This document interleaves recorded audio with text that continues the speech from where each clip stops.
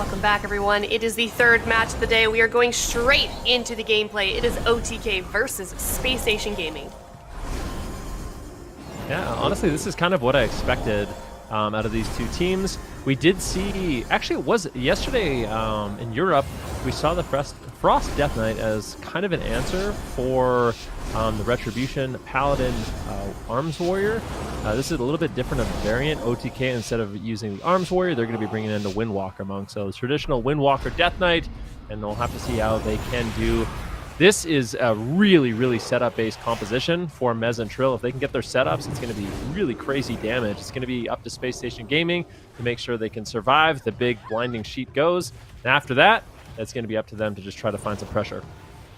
And we're going to see now everybody's trying to find their target. Right? I think Trill most likely going to be the target here in between the setups. Smexin already blade storming here, looking for a little bit of pressure, getting a decent amount of damage out onto Maz and Trill. And now we're going to see Trill here with the Fist of Fury. And there it is, the Kyrian Spear coming out from Smexin right now. It gets disarmed here by Trill. Trill is very aware of this situation here. Double Fear coming out on Sea-Doo and Trill. Blessing of Protection there being used onto Trill there. And you can see Mez now pausing the game with that blinding sleet, and here we go, big setup coming out, and Sea-Doo immediately dropping that Hammer of Justice. Gorecki going to be trading out the sacrifice there for that initial setup. So far, both teams trading effectively, and I would say OTK slightly ahead.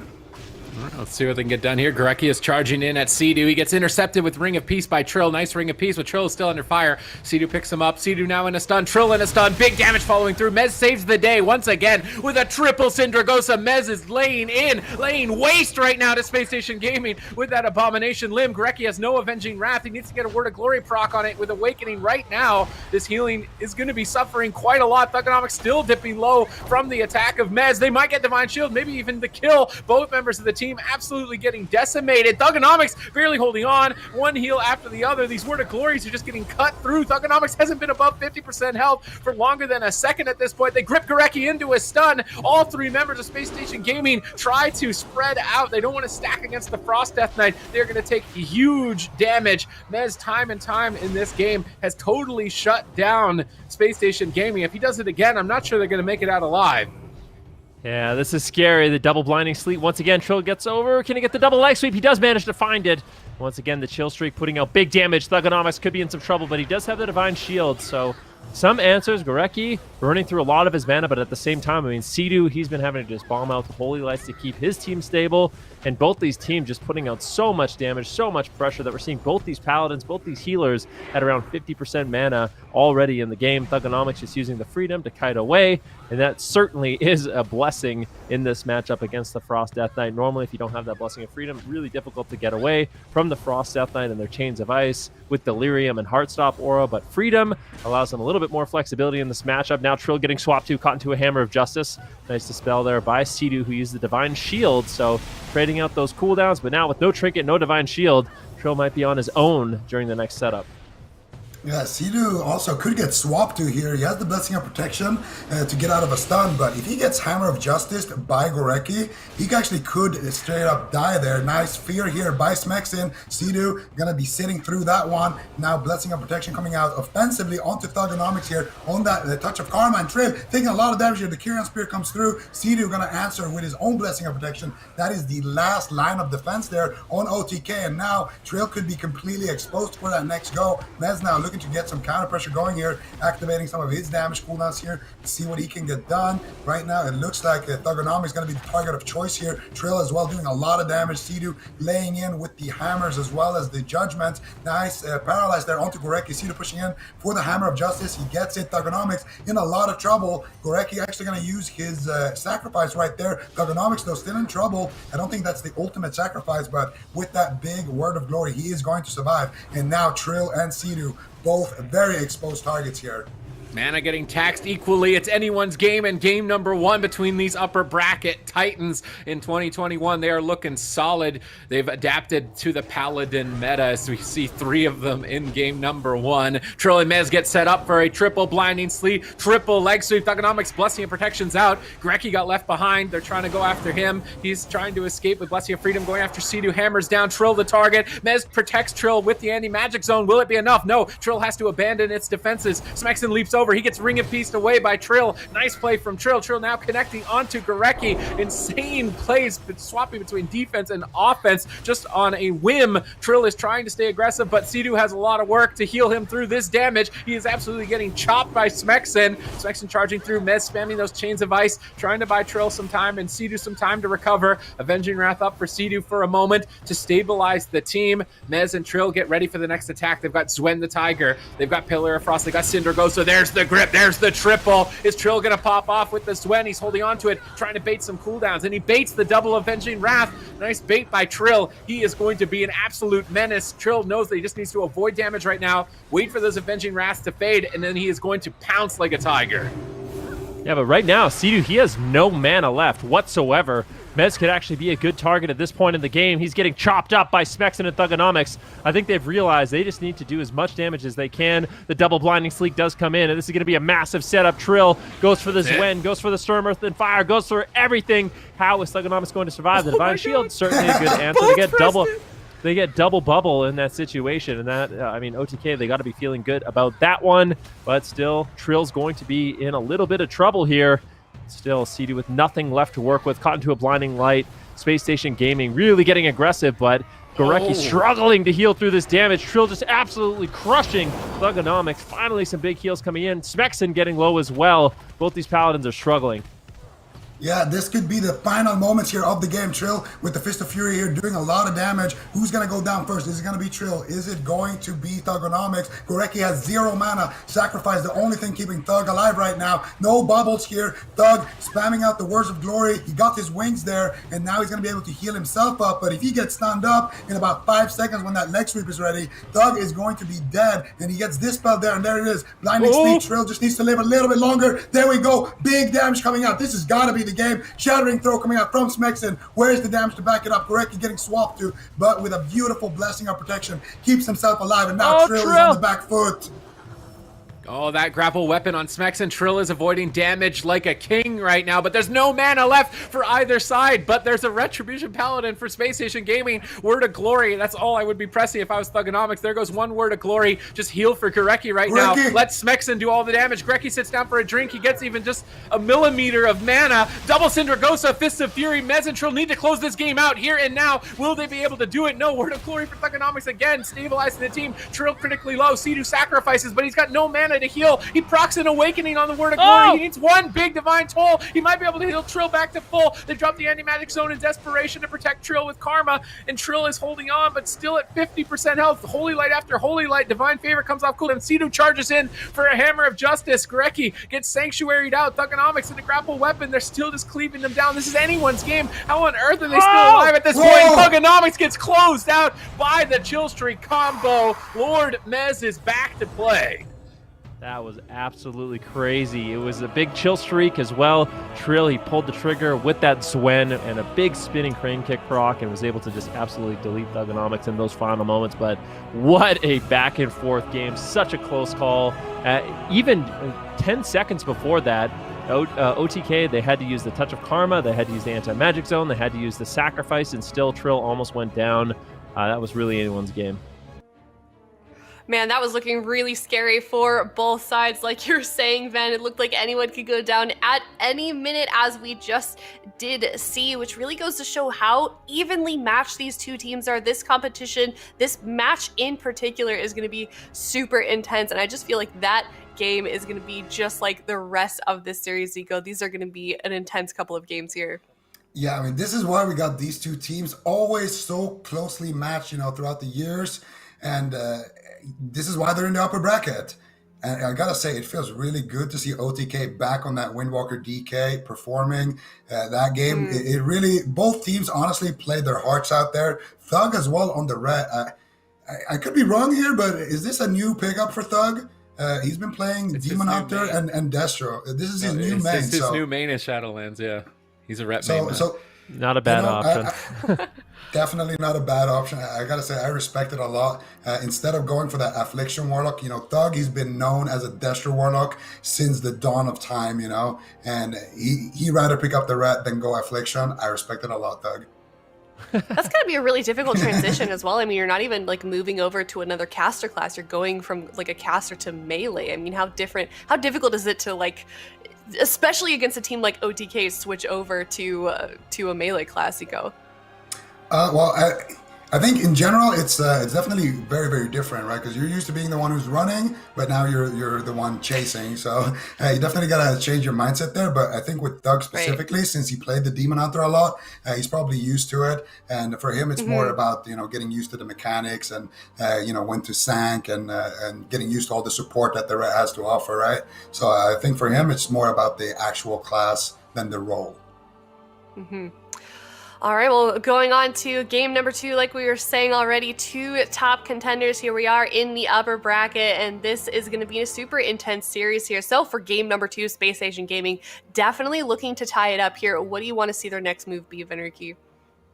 I don't really want to see anything different. I mean, they could go to a smaller map, but I'm not sure if that actually works out for them. On the one hand, it makes it more difficult for Trill to get away, but at the same time, it makes it a lot easier for Gorecki to get gripped into those triple blinding sleets. He doesn't have a lot of room to actually maneuver around, so it's kind of a double-edged sword. I think they could just go to a neutral map and have it play out kind of the same way.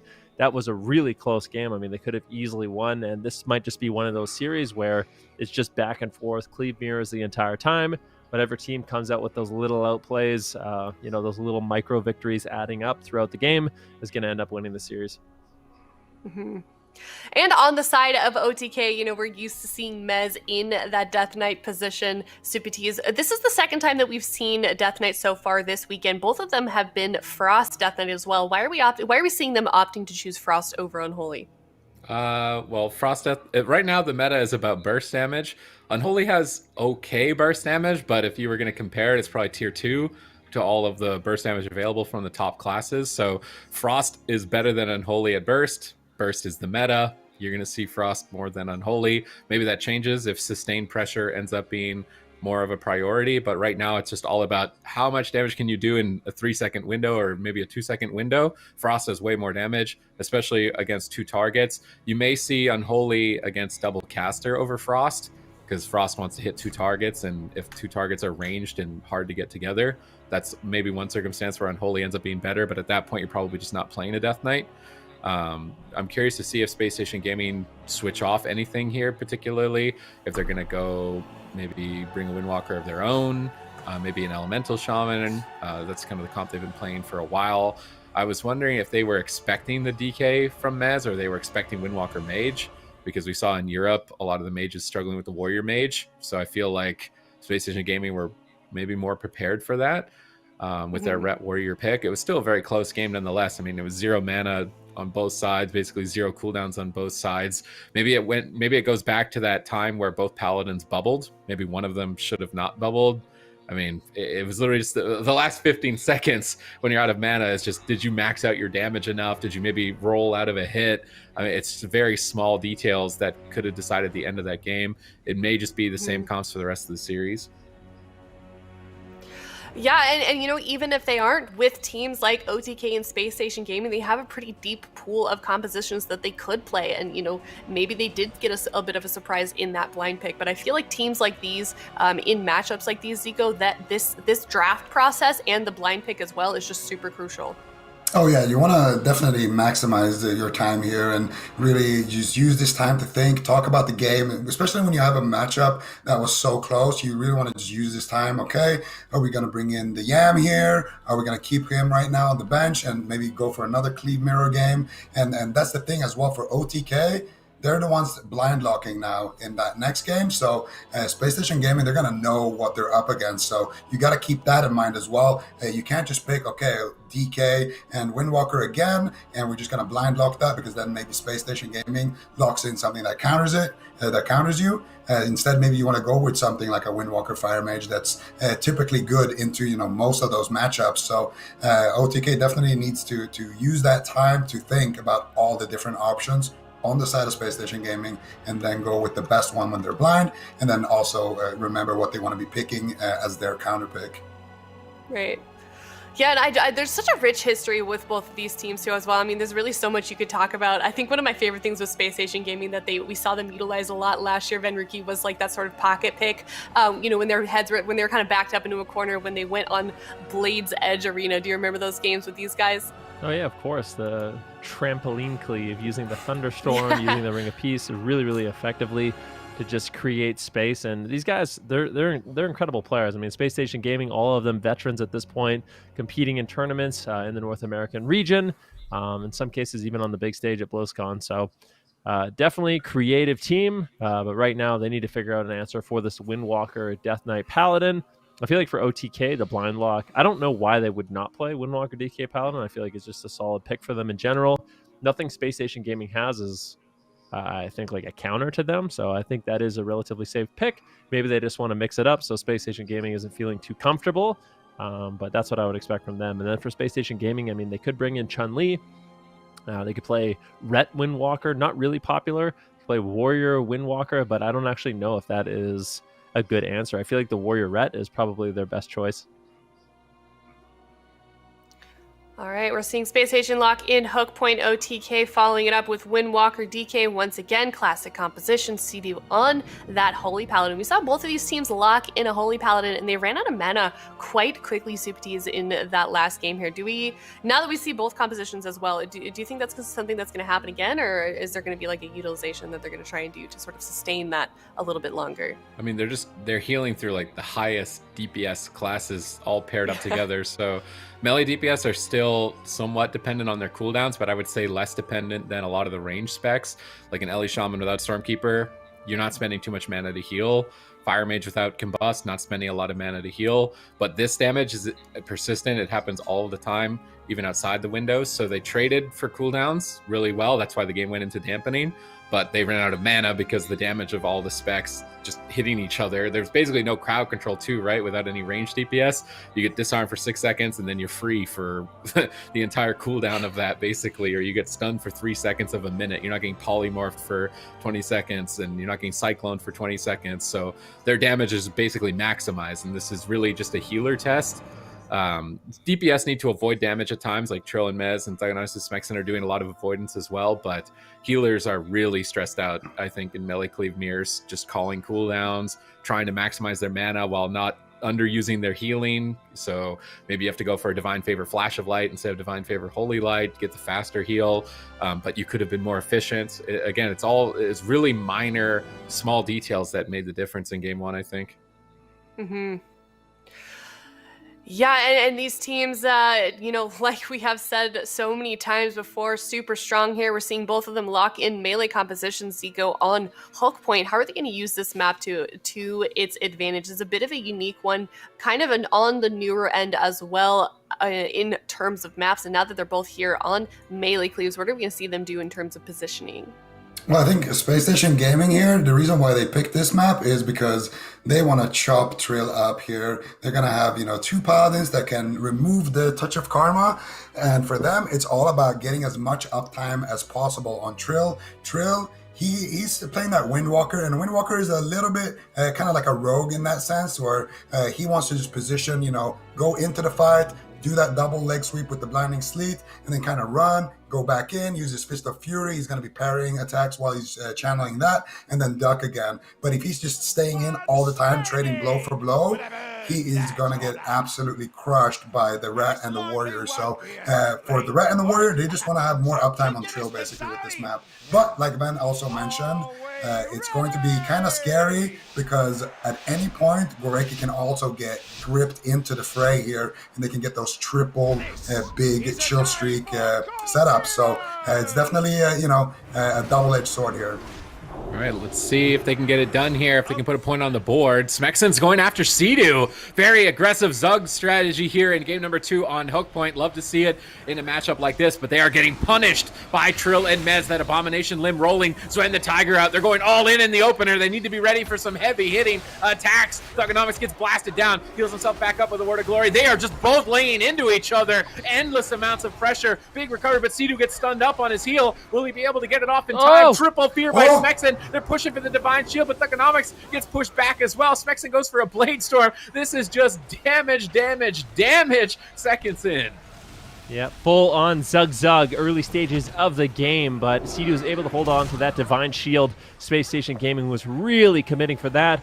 Smexon trying to get the intimidating shout on the Divine favorite of C2, but still just chasing him down. Thugonomics cleaving down Trill, cleaving down Mez a little bit, but C2, you can tell on the smaller map, he is the main target, and this Retribution Paladin and this Arms Warrior, they want to get all over him, but Trill and Mez not making it easy. The second beautiful Ring of Peace in the game. Interrupt now onto Gorecki, and they take down Thugonomics. He's able to sustain himself just a little bit with those Word of Glories, now kiting around with the Blessing of Freedom. Let's see if he can do it with that Divine Steed. And Trill and Mez struggling to stay on target for now, but finally reconnecting, getting a little bit of burst damage down. But C2, for the first time in the game, has a moment to breathe, but as soon as I say that, Smexon jumps over, denies the drink, Trill's under fire, and now OTK, they need to catch back up. Yeah, and that was kind of the power of the rat here, and he's still swinging away. There we go. Triple blinding sleep. Oh, dog! He's about to die here. He used the Blessing of Protection there, Gorecki, putting his teammate on forbearance, almost killing him right there, because you can't activate the bubble. And when you have so many Blessing of Protections and so many bubbles, you can get a little underwhelming, but in this case, the greed does pay out. That was an extremely close call, and that is kind of what we were talking about a little bit earlier. If you can get those big blinding sleets on a small map like this, you can definitely just crush somebody. Gorecki now getting sanked out of that Hammer of Justice by C2. Gorecki had to trade his trinket in that previous setup, and now this is the part of the game where Trill and C2, they just gotta run. They just gotta run, wait for those stunts, wait for the Fist of Fury, wait for all of that good stuff to come back up. You can see Trill already preemptive porting away, just spamming out Vivifies on himself. C2 keeping max range here, and now they have some grips here coming in from Maz. They have the Fist of Fury back, and they're gonna look to set up once again here onto Thugonomics, but they actually do a setup here onto C2. Beautiful Ring of Peace by Trill. Is it going to be enough? Smexon looking to lay waste here on C2, but it looks like C2 is going to be completely fine here without having to trade anything, and there it is. Grip onto Gorecki, grip onto Thug, double, and here we go. Big chill streak. That's just going to be a bubble right away. Gorecki having to use his bubble there as well, and this map is backfiring big time. If you stack up the Paladins, there's no sank anymore. That was the key before. You could at least dispel a lot of these stuns, but now you're just forced to trade trinket, forced to trade bubble every time, and Thug is still in trouble here. You know it's double trouble when you get double bubble. Gorecki caught in a paralyzed. Thugonomics getting blasted down, and OTK look for a one-hit wonder. Thugonomics' health is just going up and down constantly. Double Syndragosa stun hits the whole team. Huge pressure out from Mez at this moment in time. Gorecki stabilizes. Thugonomics is trying to support here with the Avenging Wrath, pushing in on Trill. They drop the anti-magic zone. Will it be enough defense? It looks like it will. These anti-magic zones have been key for Mez, denying those burst moments over onto Trill. Smexon's going after C2. They're trying to split up. Thugonomics is going after Mez and Trill, but he is just getting blasted. This could be it for him. He's very low on health. Gorecki in a full stun. Sanctuary comes in, but Thugonomics is still low, trying to build up holy power to get a Word of Glory here. Needs one more hit. Is he going to go for the Word of Glory? He has to. He's trying to go after C2 now. Can they force Divine Shield? They need to start getting some work done here on C2 if they want to have a chance in this game, but Ring of Peace again on C2 protects him with that red barrier. Smexon's still trying to connect right after it's faded. C2 goes for a big Divine Favor, Holy Light, trying to play efficiently. He's got a slight lead on mana, a massive lead on cooldowns. OTK are taking game 2 into their own hands. Yeah, it's looking good. C2 getting low, though, does not want to greet it. They are so far ahead at this point of the game. C2 still just kiting away, needs to be very careful. Just running around the pillar, trying to save himself from using that Divine Shield, but there's no way. How does he get out of it? He gets out of the Hammer of Justice. He manages to greet it out. Avenging Wrath is now up, and now OTK is looking to strike back. Thugonomics gets gripped behind the pillar. He's Hammer of Justice too. Beautiful setup here by OTK. Thugonomics barely holding on, and he's actually using the Protection Paladin Legendary now. It keeps him alive, and that is definitely paying dividends here for Thugonomics. I think it's every 45 seconds Thugonomics is going to get cheat death and survive. That was such a beautiful setup by OTK. They must be absolutely devastated, but very heads-up maneuver there by Spacestation Gaming. Yeah, but look at the cooldowns here. Gorecki has nothing left, and Thug has nothing left, and that's a double blind. Here we go. Mez looking to close out the match, and there it is. Syndragosa flying through the map. Winter, the chill streak, everything just destroying Thugonomics there on that Retribution Paladin, and that is going to be good night, Spacestation Gaming, in this game number 2. I don't know if I've ever seen such a beautiful breath of Syndragosa there from a DK, just finishing it off so cleanly. Victory number 2 for OTK against Spacestation Gaming here. This team is looking absolutely unstoppable at this point, Super Tees. Where were all the Windwalkers yesterday?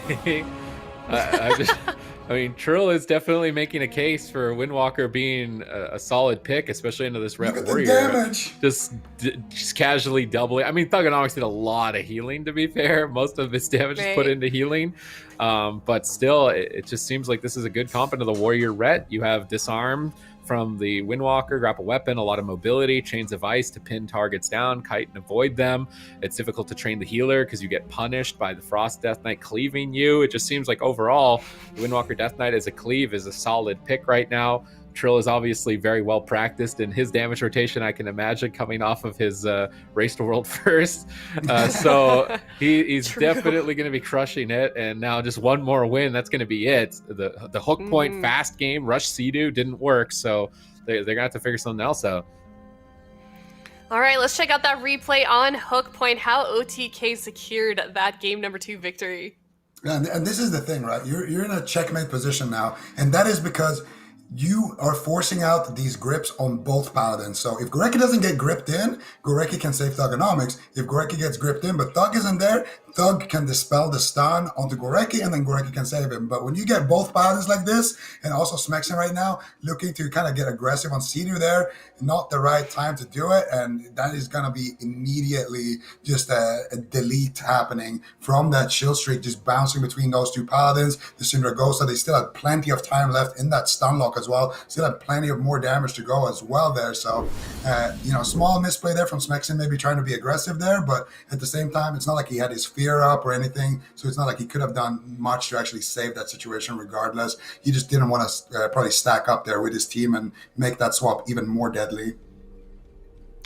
If you guys want to check out that last game and what those teams are choosing to use in terms of gear and talents, awc.gcd.tv, or you can check out that bottom bar down below. Lots of really good information down there. So you guys mentioned during that game, and several others where we've seen a Ret, they're opting to use that Prot Paladin Legendary, Venriki. What are the benefits of that, and what are they hoping to gain from it?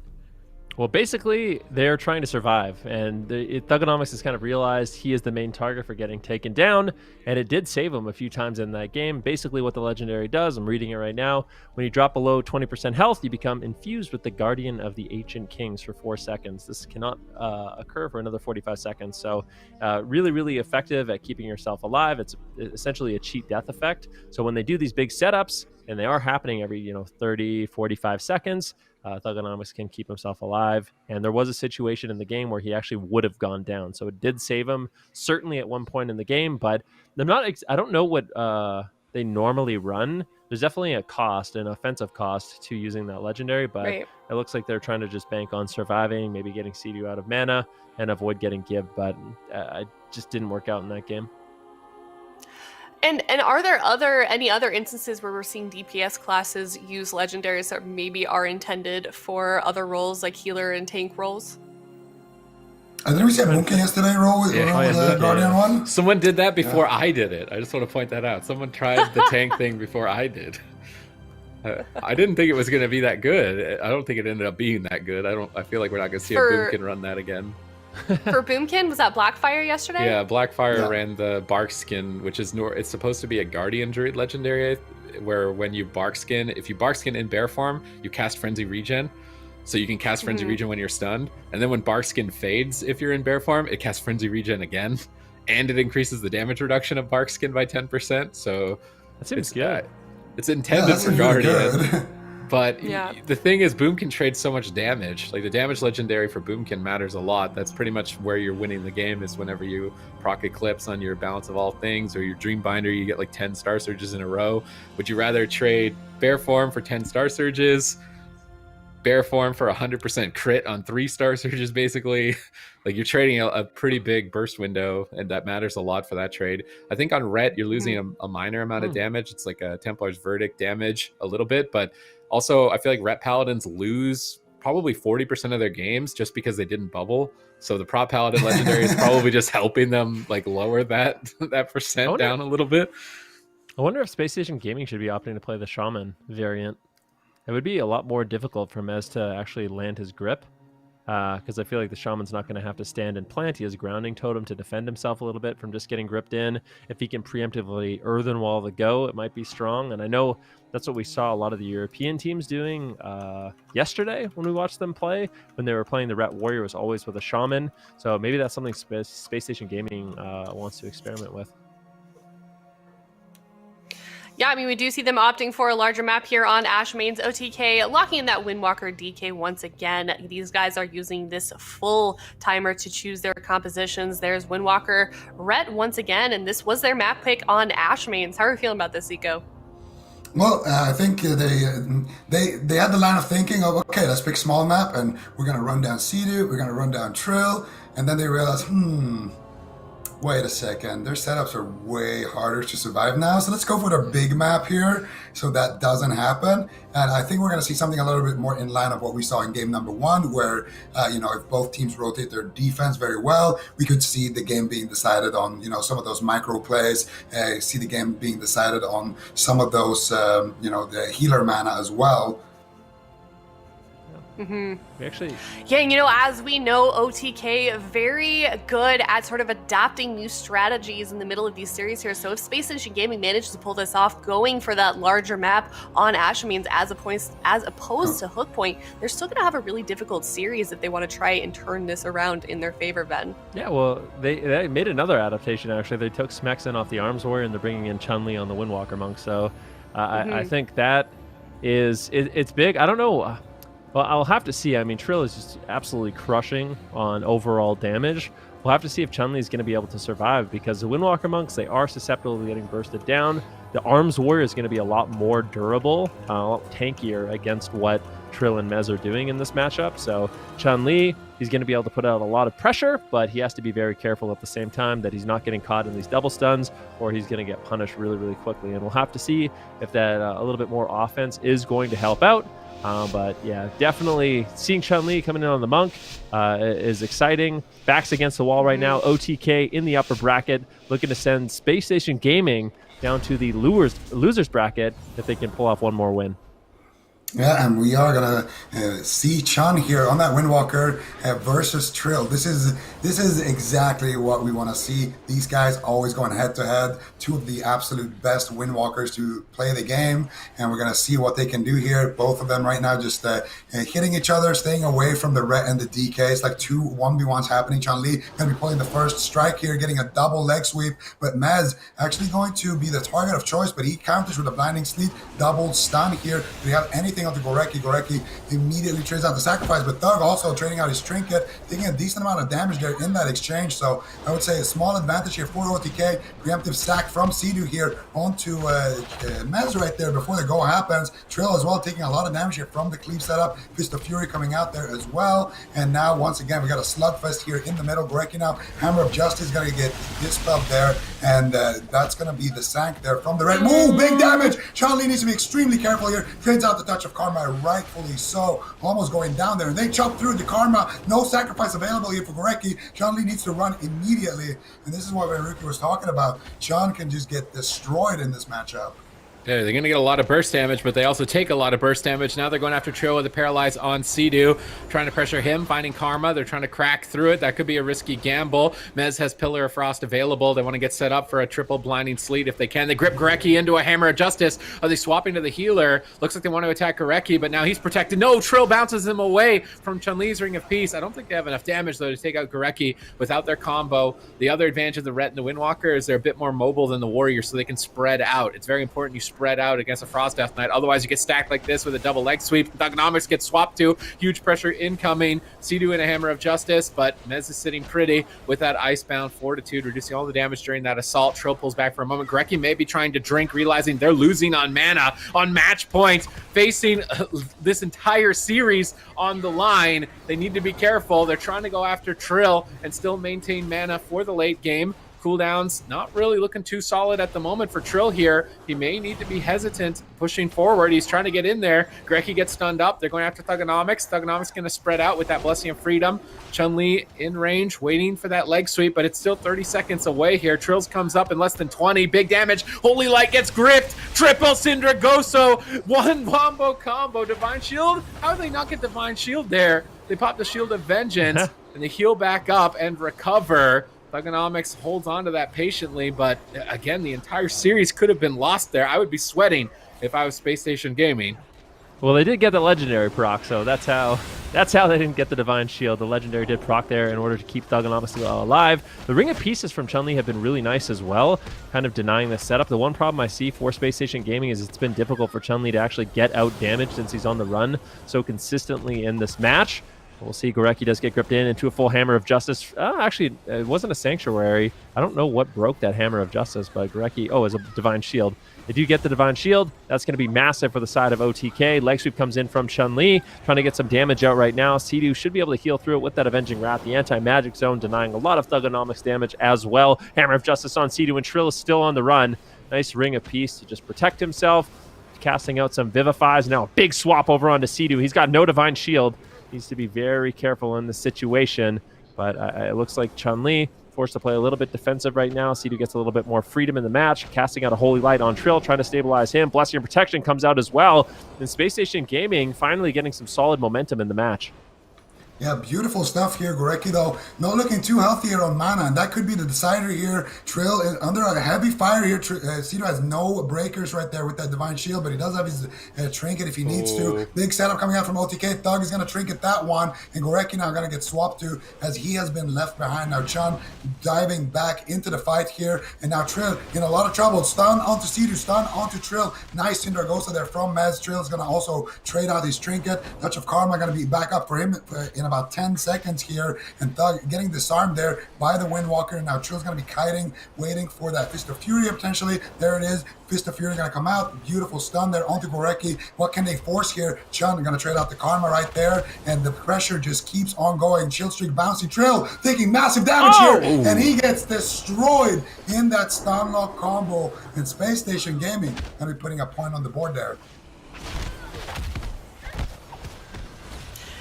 And that is exactly what happens when you put Chun-Li on that Windwalker. Space Station Gaming potentially turning it out around here, getting a game off of OTK here. Now OTK to choose their map a little bit on the back foot here, and this is looking like a really close series. I'm glad this didn't turn into a 3-0 here. Space Station Gaming coming through, putting Chun-Li on that Windwalker, and it really definitely worked out for them Super Ts. Don't bring a warrior to a Windwalker fight.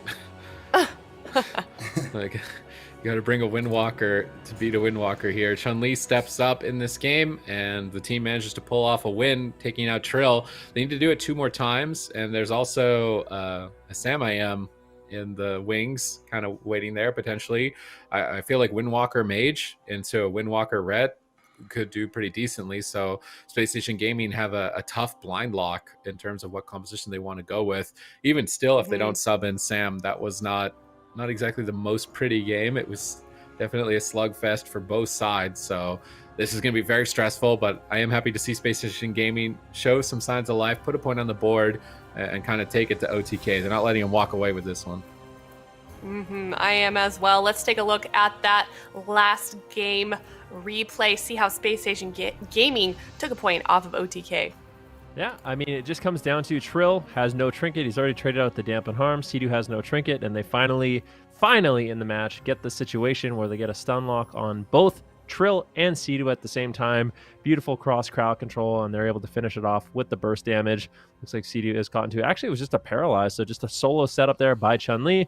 Paralyze on Sea-Doo, and a leg sweep onto Trill with no trinket, and that burst damage from the Windwalker Monk. Super solid. I think the one nice thing about Space Station Gaming tagging in a Windwalker Monk is he can actually use the Transcendence to get out of the Abomination limb, and then he can drop a Ring of Peace and kind of disrupt all the damage that OTK was able to normally get off when they had Smexon on the Warrior. So a lot more mobility, something Super T's talked about in the match, spreading out, super effective against the Frost Death Knight Windwalker, and As a result, they were able to pull off a win. But I think the fact that they lost the blind pick could spell disaster, because OTK, they have a lot of different comp options here. Mm-hmm. Yeah, certainly wouldn't be the first time we've seen a reverse sweep in situations like this. Super T is speculating a little bit on how OTK can adjust to this. Zico, these guys have quite a deep pool of compositions, like we've already mentioned on the side of OTK. If Spacestation Gaming locks in this same comp that they just won with, what are their options here? Do you think we'll see Sam come in with his mage, or what do we think we're going to see?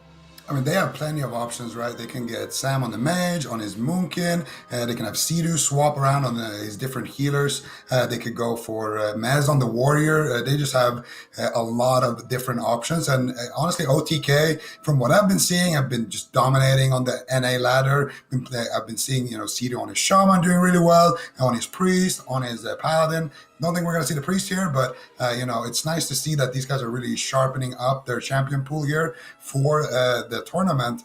And if I had to guess, if we see Space Station blind lock the same thing, I think a mage would be a pretty solid answer in general here. Maybe Fire Mage, Windwalker to try to burst down that red paladin and just kind of win the game based off of control. It's very easy to land the crowd control on a Holy Paladin. They don't have that many ranged kicks with the red paladin and the Windwalker. Only the Windwalker really having a bit of extra range on his kick. So as the mage, you're going to have a pretty decent time landing those polys. And if you do, well, it's a red paladin, you have combustion. It's going to be a good time for Sam. Yeah, we're seeing them lock in Empyrean Domain, the new map for Shadowlands. I think this is the third time that we're seeing it. We saw it twice yesterday with the Europeans, and now we're seeing it locked in here in our third game of the day on the North American side. Space Station Gaming, about 30 seconds left to choose their composition here. How are you feeling about this map choice, Super T's? Do we want to take any guess then, now that we know what map that they've locked in, as to what exactly they're going to do? Or what do you want to see them do? I think they're setting up for a mage. I think they're setting up for Sam. So Space Station Gaming are probably thinking, do we go with Warrior, because Warrior would be better into the mage, or do we go with Windwalker, because that would be better for the DK? What are we more afraid of? And it looks like they are more afraid of the Windwalker DK. They're going to take their gambles with Sam potentially on a mage. I feel like the bigger map does work better if they do stay with Mez. So I really don't think it would be wise for them to bring Mez in here. Maybe for game 5, test the water here with Windwalker Mage, see how it goes. And then if it doesn't work, go to a really small map with Windwalker DK and then just run them over. I think that should be their game plan and strategy. Windwalker DK on this map, I feel like favors Windwalker Ret just because there's all that space. You can max range the grip a lot easier. So I feel like it would be a little bit of a mistake, but they're still going to stay with it. Despite that, I'm trying to think, how do they plan on playing this map then? It's so big. I feel like Space Station Gaming, they've got an opportunity here to kind of swing the series a bit. Do you think OTK was trying to get Space Station Gaming to lock in something else here with this map choice? Possibly. Maybe they wanted the Warrior. Well, they were winning on mana, so maybe their thought process is, if we have a lot of room to move around, we can live longer, and if we live longer, we're going to win on mana. Just with the nature of the matchup, I think Chun has to run a lot more because, we kind of already pointed out, when the grip is happening, Chun has to try to pre-teleport out of there, drop a Ring of Peace, kite a lot, and Trill also in the last game did a lot more damage, or a significant amount more damage than Chun, just because of how the matchup is playing out. So I think they will win on mana on the side of OTK if the game does get to that point, but it's definitely a risky gamble, because if Space Station Gaming gets clean setups like that onto Trill, they can also just repeat what we just saw. Since we're seeing them switch up the map here, but both of these teams opting to do same composition here, is there anything that we could maybe see them potentially doing, Venrigi, in terms of like covenants or gearing? I don't really see the team switching up. I think Thugonomics right now is pretty comfortable with using the Pot Legendary. It saved him in the last game, or at least prevented him from using the Divine Shield, and he really is the main target in this matchup. I think as long as Chun-Li is able to use that Transcendence and get away, drop the Ring of Peace, throw in some off heals, grapple weapon if he needs to, he really can slow down OTK's damage. And without that kind of one-shot, it gives a lot more freedom for Space Station Gaming in this matchup. So just keep Thugonomics as tanky as possible. Eventually get that one-shot combo with the Windwalker Monk. If Chun-Li has a Zwen out, he has a leg sweep, he has a paralyzed for Sidu like we saw in the last game, he's going to be able to really set up that damage. So I think it's going to be kind of same old, But like Zico and Supatiz were mentioning, this map gives OTK a lot more space, a lot more room to kind of maneuver. But at the same time, it could backfire. I mean, Gorecki could also go and get some drinks. Thugonomics. I mean, if Chun-Li and Thugonomics split up, and Chun-Li's throwing in off heals, and Thugonomics is just healing himself, I feel like that's going to give ample time for Gorecki to actually sneak away, maybe recover his mana via drinks, and then OTK doesn't have that advantage. So certainly an option. I just think this could be a matchup that does come down to mana. It just depends how both teams play it. And how likely do you think then, Ven, are we to see somebody just like, there's quite a few bursty classes in both of these teams, like you guys have mentioned. Do we think that either of these teams are going to be able to hold off on just these like one-shot deaths, or is this going to be another like kind of slow ticking dampening game here? Well, so far we've seen the teams kind of be very respectful of the damage, making sure they're preemptively trading Blessing and Protections, Divine Shields, Sacrifices, and that's kind of one of the nice things about the Paladin right now is the game is just really, really bursty. When you have your offensive cooldowns up, you're a Fire Mage, you're an Elemental Shaman, you're a Rep Paladin, you can really burst someone down quickly. But when you're a Paladin, you have answers. You have the Blessing of Protection. You have multiple ways to get out of crowd control with Divine Shield and your Gladiator's Medallion. You can use Sacrifice, and that just gives you a lot more wiggle room on, making some mistakes or having a lot more freedom to actually get out of that crowd control and avoid those one shots. So I think that's part of the reason why we're seeing a lot of Holy Paladins. And I think when you pair that with, a Retribution Paladin to help with the Blessing of Sanctuary, you get even more Blessing of Protections. The Windwalker Monks, with the amount of defensive cooldowns they have, Mez's ability to just slow down the nature of the game. I would be surprised if we saw someone just get absolutely one shot without using anything. It feels like both these teams are very prepared for the damage that's incoming, and they're perfectly willing to make the trade. All right, game number 4 here, OTK on match point versus Spacestation Gaming. All right, let's see if this new map here is going to work better in OTK's favor. So far, OTK have Spacestation Gaming here on match point, but they did lose this same matchup in that previous game. So definitely a wide open series here still. We're going to see the opening stages here. Thug already taking a decent amount of burst here. No, not a sacrifice there, a freedom there being thrown out onto Trill, trying to keep him a little bit mobile here. And there we go, a leg sweep coming out there onto Trill, and Chun are already pre-porting the setup here. This is what we were talking about, and there's the Ring of Peace as well. And you can see he's already bouncing out some heals, rolling away there from all that cleave damage. This is a fantastic deflection here from Spacestation Gaming for that initial go. And now Chun-Li can choose to get a setup here. Actually, it's still doing a lot of damage there. There's the shield streak and the leg sweep committed by Trill. So he was holding those for a little bit, realizing that Chun pre-ported, but he had to use the Thug's trinket right there, and now they have a chance to strike back onto OTK.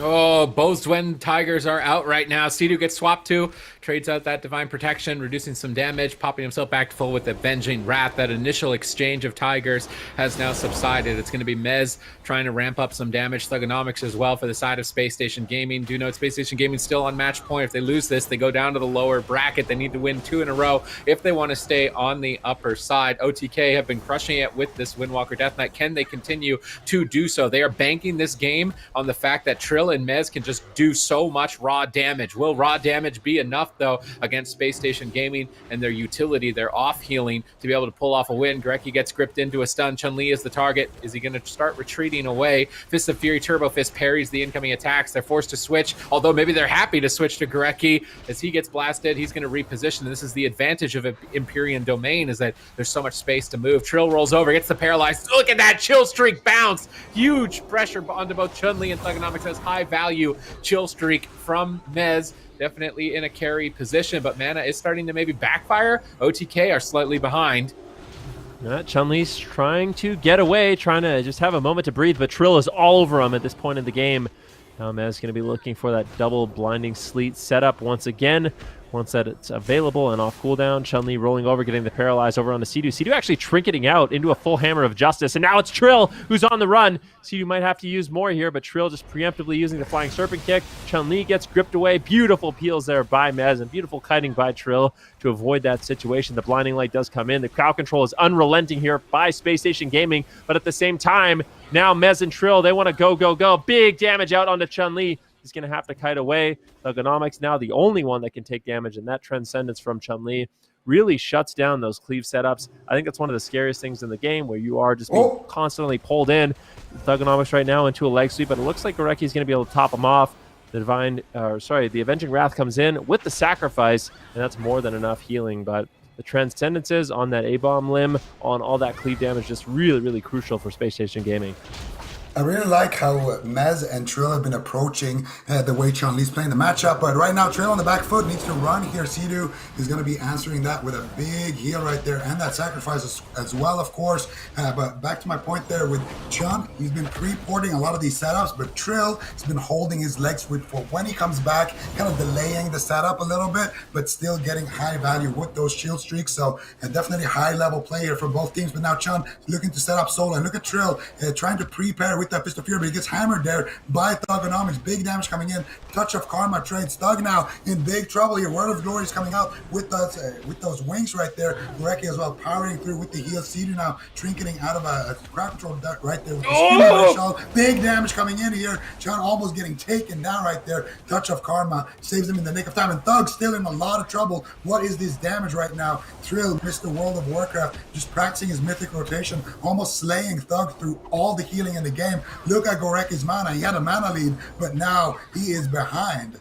High value trades for OTK, but here comes a setup from Spacestation Gaming. Gorecki gets gripped into a triple by Mez. Mez totally shuts it down, and now Thugonomics is desperate. Divine Shield has been forced. The defensives are starting to crack. The mana has been drained, and OTK are in a strong position now to take victory on match point if they can just keep it up a little longer. Grips from that Abomination limb. Mez is tearing in. Chun-Li's trying to retreat away and escape to safety, but he left Thugonomics behind. Will Thugonomics be able to survive the attacks here? Gorecki pops Avenging Wrath. He's not crowd control, but they grip Thugonomics out of line. Fortunately for him, he pre-freedomed. He can get right back into line of sight of Gorecki. Mez now the target. A little bit of a swap from Spacestation Gaming. They're getting desperate.